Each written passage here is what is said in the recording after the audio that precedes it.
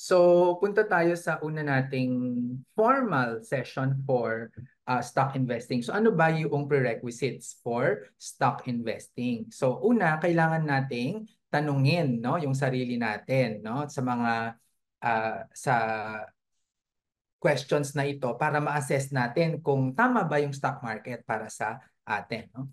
So, number one, may financial plan ka na ba? Okay? So kung kayo mga ALSE o mga ALSE, no, kayo po ay malamang may financial plan na kayo kasi 'di ba assignment 'yan eh. Okay? So ito dapat yung nilalaman ng financial plan natin ha, nakasulat dapat 'yan. May malinaw na life goals at napaliwanag natin kung bakit mahalaga yung bawat isa. Alam natin yung budget sa bawat life goal na 'yan at may source of income na tayong tinitignan kung saan saan manggagaling yung pangnustos natin dun sa budget na yon, no? At gagawin natin, meron na dapat siyang action plan. Okay? So yan yung una. So kung wala ka pang financial plan, X na ang ano sa iyo, no? Ang stock market. Number two, may emergency savings ka na ba? Okay? I-private message nyo nga ako kung meron na kayong emergency savings na equivalent sa 9 months ng iyong expenses or 6 months ng iyong income. Sige nga, private message nyo na lang ha. Huwag nyo nang baka makita pa ng iba. Para makita ko lang. Kasi kung wala pa talaga kayong emergency savings, oy, naku, wag muna kayo dito sa stock market ha. Kasi delix talaga siya. Okay? Number three, maximum ba ang contribution mo sa SSS or GSIS, Pag-ibig at saka sa PhilHealth? So kapag hindi ka pa naka-maximum dyan, ay dapat unahin mo muna yan bago ka mag-invest sa stock market. So uunahin natin ito kasi ito yung mga government mandated benefits na nakakatulong sa atin kasi isa tayong malaking pamilyang Pilipino eh. So nagtutulungan tayo diyan para sa SSS, PhilHealth at saka Pag-ibig. Okay? And then, yung ating pang-apat na tanong, no? May sapat ka bang insurance coverage? Okay? So, sa insurance coverage, dapat meron kang medical insurance at least 1 year of your salary. Tapos may life insurance ka, no? 10 years of your income. Kung may dependents, 1 year of income lang kung wala kang dependents, no? So, yun. Okay, sige. So yung madali na lang yun. Yung isa nag-direct message sa akin, wala pa daw siyang financial plan. So, madaling gawin yon. Meron tayong course on that, no? May bad debt ka or consumer debt ka ba?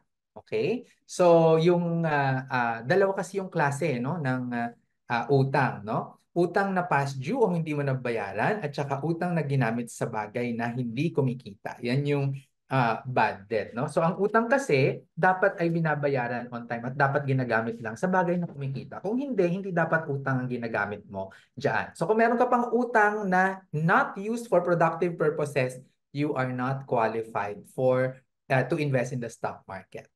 Number 6, may pooled funds ka na ba? So bago tayo pumunta sa stock market na individual investing, actually hindi ko talaga i-espouse yung individual stock investing na 'yan. So ito, pooled funds yung titignan natin. So meron kasi tayong mga pooled funds, no? Mutual funds, unit investment trust funds, exchange traded funds. O kung hindi mo naintindihan yung mga yan, anuhin mo muna. Ito muna yung pag-aralan mo bago ka pumunta sa iba. Okay? And the last question is, may sapat ka na bang kaalaman kung paano gumagana ang stock market? Sa akin kasi, dapat mayroon kang 2,000 hours worth of learning para aralin ito. So ito ay katumbas ng 250 days of learning sessions. So ito ay sa totoo lang, no, kung ilalagay natin siya sa semester, parang mga 2 years yan na semester. No? So 4 semesters, yan lahat, yung 250 days na yan. No? So yun, at yun, mag-attend ka ng mga training. So itong gagawin natin, Diyos ko, 2 oras lang to. So you have 248 hours more. Na ay 1,998 hours more to go, no? So, yun. Tapos so sa stock market, no, just to summarize yung stock market prerequisites natin, may plan dapat tayo, Meron tayong emergency savings, 9 times of your monthly expenses. Maximum yung SSS Pag-ibig and PhilHealth contribution natin. Meron tayong health insurance. Wala tayong consumer debt. Mayroon tayong capital protected investments for retirement and other priority life goals. At meron tayong 2,000 learning hours on stock investing bago po kayo pwedeng mag-invest sa stock market. So, nung ginawa natin to, no, sa mga research natin, ito yung lumabas. Okay? So, marami yung kulang talaga yung knowledge, no, sa stock market. Kasi yes, dapat ang sagot mo diyan eh. So dapat positive ka lahat doon sa sagot na 'yan. And nung tinignan natin, only 3% ang papasa, no? Self-reported pa yan. Baka yung 3% na yun, kapag chinek ko talaga, baka meron pang mga, ay, wala pa pala talaga akong emergency savings, sir. Ay, wala pa talaga akong 2,000 learning hours. Diba? So, yun. Okay? So, paki-private message nga ako ulit kung sino sa inyo yung pumasa doon, no? Naka 7 points siya. So, lalagay nyo lang kung ilan yung positive na sagot ninyo. So, is it 7 points, 6 points? Kasi kung less than tayo ng 7 points, then maganda na nag-uumpisa tayo na ma-learn itong stock investing natin, ano? And determine whether it's the right investment for us. Pero I think mas magkakatulong yung ipapakita ko mamaya na co-op share capital investing, no, for you. Okay? So, ano ba kasi yung stock, no? So, ang stock kasi, ito yung katibayan na ikaw ay kamay-ari ng isang kumpanya o korporasyon, no? So, kung bumili ka ng stock na yan, ikaw ay kamay-ari na, no, ng kumpanya or korporasyon na yan. Tinatawag din niyang share or equity. At sa mga kooperatiba naman, ang tawag sa stock ay share capital. So actually yung stock at saka share capital, pareho lang sila. Magkaibang organization lang yung pinatutunguhan niya ng pagmamay-ari. Okay? So yung stock o share capital, ang ibig sabihin niyan, may karapatan tayo sa mga ari-arian at kita ng korporasyon o kaya nung kooperatiba. Kung magsasara yung korporasyon, babayaran muna ang mga utang ng korporasyon. So, kung may utang yung corporation, babayaran muna sila bago paghahati-hatian ang assets ng mga shareholders, no? Stock holders o kaya ng mga cooperative members. Okay? Ang common share, so meron tayong dalawang kinds, common share at saka preferred share. So yung common share, meron tayong voting power, pero yung earnings are hindi guaranteed, no? Variable siya. Depende kung may kita. At huli yung claim sa earning at assets. Yung preferred shares naman, ito walang voting power, pero usually meron siyang guaranteed and fixed earnings. Pero kung guaranteed and fixed earnings siya, kaya dahil guaranteed and fixed earnings siya, wala siyang voting power. Pero may mga preferred shares na rin ngayon na hindi na walang guaranteed or fixed na earnings. Okay?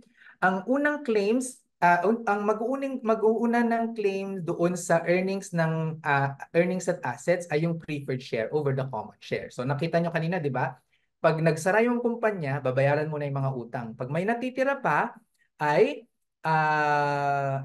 ilalagay natin siya sa yung mga preferred shares muna ang babayaran. Pag nabayaran na yung mga preferred share stockholders, then pupunta na sa mga common share stockholders. Okay? So, yun yung stock. Punta naman tayo ngayon sa stock market. Ano ba yung stock market? Ito yung physical o virtual na lugar kung saan nakakabili at nakakabenta tayo ng stocks, no, ng publicly listed companies. So, sa Pilipinas, ang Philippine Stock Exchange ang tawag, no, sa stock market natin. At isa lang yung stock market natin sa Pilipinas kasi sa ibang bansa may iba-iba silang mga stock markets, no? Depende sa sector. So ito yung mga examples ng mga organizations na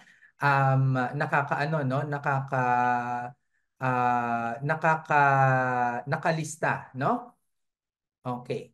So How does the stock market work, no? Paano ba siya nag-work? So yung mga corporations nag-a-apply sila to be listed sa Philippine Stock Exchange and then they sell the stocks to the investors. So kapag binenta na nila yung stock nila dun sa investor, magkakapera na yung kumpanya. Gagamitin na ngayon ng kumpanya yon para sa kanyang operations o kung ano man yung balak niya na gawin. Okay? Tapos, yung mga investors, dahil may stock na tayo, ang pwede nating gawin ay ibenta yung mga stock na yon at kapag may mas malaki yung presyo ng pagbebenta natin kaysa dun sa pagbili natin, o di meron tayong ganansya.